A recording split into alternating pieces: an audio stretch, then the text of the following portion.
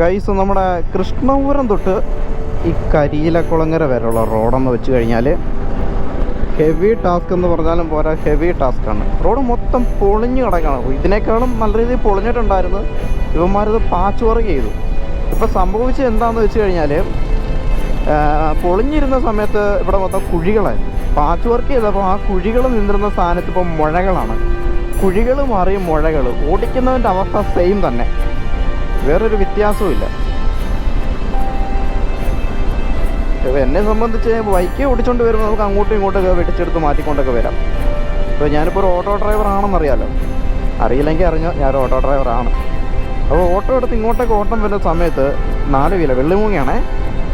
ഇത് ഇവർ കുഴിയിലെല്ലാം ചാടി ചാടി ചാടി ചാടി ചാടി ചാടി വരും. നമുക്ക് ഒരു 4 വീലർ 2 വീലർ പോലെ അങ്ങോട്ടും ഇങ്ങോട്ടും വെട്ടിച്ചെടുക്കാമെന്ന് വെച്ച് കഴിഞ്ഞാൽ തിരക്കുള്ള റോഡാണ്. അത്യാവശ്യം തിരക്കുള്ള റോഡാണെങ്കിൽ അതിൻ്റേതായ റിസ്ക് ഉണ്ട്. കരിയിലക്കുളങ്ങര ആയെന്നുള്ള സിമ്പിൾ അറിയണമെങ്കിൽ താണ്ടേ ഇവിടം വെച്ച് റോഡ് നല്ല റോഡാണ്. ഇവിടുന്ന് അങ്ങോട്ടെല്ലാം പക്കാ റോഡാണ്. ഈ കരിയിലക്കുളങ്ങര തൊട്ട് കായംകുളം വരെ. ഇനിയിപ്പോൾ ആലപ്പുഴയിൽ നിന്ന് വരുന്ന ഒരാൾ വണ്ടിക്കകത്ത് കിടന്ന് ഭയങ്കരമായിട്ടും ഉറങ്ങിപ്പോയി എന്ന് വിചാരിച്ചു. കരിയിലക്കുളങ്ങര ആകുമ്പം അയാൾ ഉണരും.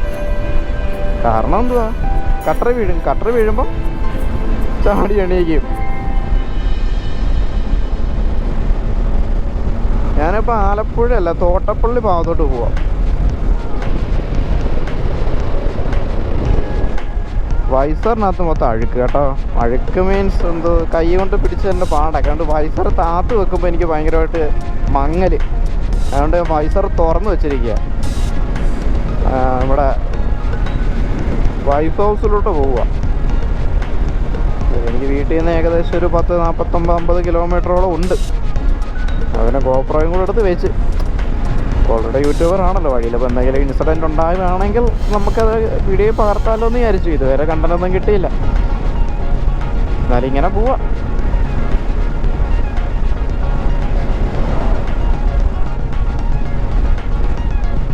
ഇവിടെ ഇപ്പോൾ പണി നടക്കുന്നുണ്ട്. എല്ലായിടും പണിയാണ്. ഹൈവേയുടെ പണിയൊക്കെ നടന്നുകൊണ്ടിരിക്കുകയല്ലേ. കേരളത്തിൽ ഇപ്പോൾ ഒരിടത്തോട്ട് പോലും എങ്ങും പോകാൻ പറ്റാത്ത അവസ്ഥയാണ്. എങ്ങോട്ടെങ്കിലും പോയി കഴിഞ്ഞാൽ നമ്മൾ ബ്ലോക്കിൽ പെട്ട് കിടക്കും. എനിക്കിപ്പോൾ എറണാകുളം ഭാഗത്തോട്ട് പോകാൻ പേടിയാണ്. പണ്ടൊക്കെ എന്ന് വെച്ച് കഴിഞ്ഞാൽ ഒരു 2-3 വർഷം മുന്നേക്ക് ആണെങ്കിൽ എറണാകുളത്തോട്ടൊക്കെ ആണെങ്കിൽ ഒരു കാര്യമില്ലെങ്കിൽ പോലും എന്തെങ്കിലും എവിടെയെങ്കിലുമൊക്കെ പോകുമായിരുന്നു, എറണാകുളം ഭാഗത്തോട്ടൊക്കെ. പക്ഷേ എനിക്ക് എറണാകുളത്തോട്ട് പോകാൻ എനിക്ക് പേടിയാണ്. സംഭവം ചേർത്തല കഴിഞ്ഞ് അങ്ങോട്ട്, ചേർത്തലയ്ക്ക് മുന്നേ ഉണ്ട്. ചേർത്തലയ്ക്ക് നമ്മുടെ ഒരു ഏകദേശം ഇപ്പം എന്താ ഇവിടെ പറയാം, ആലപ്പുഴ തന്നെ കൂട്ടിക്കും. നമ്മുടെ ആലപ്പുഴ ടൗണ് കഴിഞ്ഞാൽ പിന്നെ എനിക്ക് ബൈപ്പാസ് ഇറങ്ങി കഴിഞ്ഞ് പിന്നെ അങ്ങോട്ട് അരൂര് വരെ. എൻ്റെ മോനെ, നമ്മൾ ആ റൂട്ട് വന്നതിന് നമ്മൾ ശപിച്ചു പോകും. ആ റൂട്ടിലോട്ട് പോകാൻ വേണ്ടി നമ്മളെടുത്ത ഒരു തീരുമാനം എടുത്തല്ല, ആ തീരുമാനം എടുത്ത നിമിഷത്തെ ശപിച്ചു പോകും. കാരണം അത്രയ്ക്ക് വൃത്തിയിട്ട ട്രാഫിക്കാണ്. ബമ്പർ ടു ബമ്പർ അല്ല, ഡെത്ത് ട്രാഫിക് എന്ന് വേണമെങ്കിൽ തന്നെ പറഞ്ഞു. നിശ്ചലമായിട്ട് കിടന്നു. പോരാത്തിന് ആ പൊടിയും ബൈക്കിന് പോലും കയറി പോകാൻ പറ്റാത്ത രീതിയിലുള്ള റിസ്ക് ട്രാഫിക്കാണത്.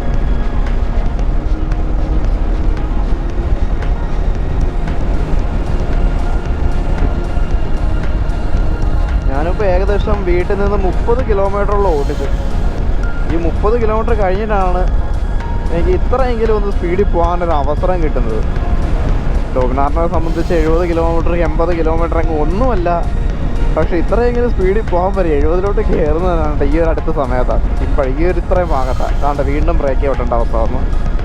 ഏതാണ്ട് മാനം മുട്ടയുള്ള ഏതാണ്ട് മിഷനൊക്കെ അവിടെ ഇരിപ്പുണ്ട്. അയ്യോ, ഇവിടെ ഡൈവർഷനാണെന്ന് തോന്നുന്നു. ഡൈവർഷനാണ്. ഈ എന്താ പറയുക, നങ്ങിയാറുകുളങ്ങര വരെയുള്ള ഈ കായംകുളം കഴിഞ്ഞിട്ട് നങ്ങിയാറുകുളങ്ങര വരെയുള്ള റോഡെന്ന് വെച്ച് കഴിഞ്ഞാൽ പക്ക നല്ല റോഡായിരുന്നു. നല്ല സ്മൂത്തായിട്ട് നല്ല സ്പീഡിൽ. എൻ്റെ മറ്റേ ബൈക്കിനകത്ത് ഞാൻ 100 കിലോമീറ്റർ സ്പീഡ് കയറി വരുമായിരുന്നു. എന്നാലും ഫ്രണ്ടിൽ വണ്ടിയൊന്നും ഇല്ലാതെ റോഡ് ഫ്രീ ആയിട്ട് കിടക്കും ഈ നങ്ങിയാറുകുളങ്ങര വരെ.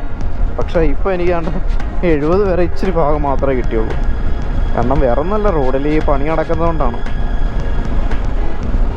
കായംകുളം ടൗൺ കഴിഞ്ഞാൽ പിന്നെ ഇങ്ങോട്ട് വണ്ടികൾ ഉണ്ടെങ്കിൽ പോലും സ്ട്രെയിറ്റ് ആയിട്ട് കുറേ ഇടവിട്ടൊക്കെയാണ് വരുന്നത്. അപ്പോൾ നമുക്ക് സുഖമായിട്ട് നമുക്ക് കയറി വരാൻ പറ്റുമായിരുന്നു.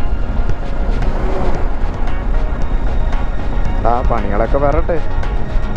പണിയൊക്കെ വന്ന് റോഡൊക്കെ പുരോഗമിക്കട്ടെ. അന്നൊക്കെ ബൈക്കേഴ്സിനെ റോഡിൽ കയറ്റുമെന്ന് ദൈവം തമ്പുരാൻ അറിയാം. ബൈക്കേഴ്സ് എല്ലാം സർവീസ് റോഡിൽ കൂടെ പോകണമെന്നൊക്കെയാണ് പറയുന്നത്. ഡോമിനാർ എടുത്തിട്ട് സർവീസ് റോഡിൽ കൂടെ ഉരുട്ടാനാണ് എൻ്റെ വിധിയെന്ന് ദൈവത്തിനറിയാം. റൂളൊന്നും പാസ്സായില്ലല്ലേ, അതാണ് ഒരു ആശ്വാസം.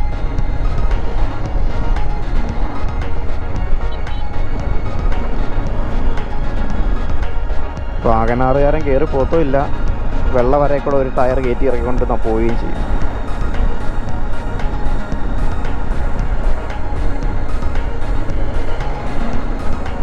സാധാരണ ഈ ലോഡുള്ള ലോറിക്കാർ ഓടിക്കുമ്പോഴാണ് ഇങ്ങനെ രണ്ട് സൈഡിൽ നിന്നും ഗ്യാപ്പ് ഇട്ട് റോഡിൻ്റെ നടുക്കൂടെ പോകുന്നത്. കാരണം അവർക്ക് അവരുടെ ഒരു എളുപ്പത്തിന് വേണ്ടിയിട്ട് അവരെങ്ങനെ ചെയ്യുന്നത്. അതിങ്ങനെ പെട്ടെന്ന് പിന്നെ നമ്മൾ പുറയുന്ന ഓവർടേക്ക് ചെയ്യുമ്പോൾ പെട്ടെന്ന് സൈഡ് കൊടുക്കാനും സൈഡ് ചേർന്നെടുത്തുകൊണ്ട് പോകാനൊക്കെ ലോഡുള്ള വണ്ടിയിൽ ഭയങ്കര ബുദ്ധിമുട്ടാണ്. അതേപോലെയാണ് ഈ ചില കാറുകാർ ഓടിച്ചുകൊണ്ട് പോകുന്നത്.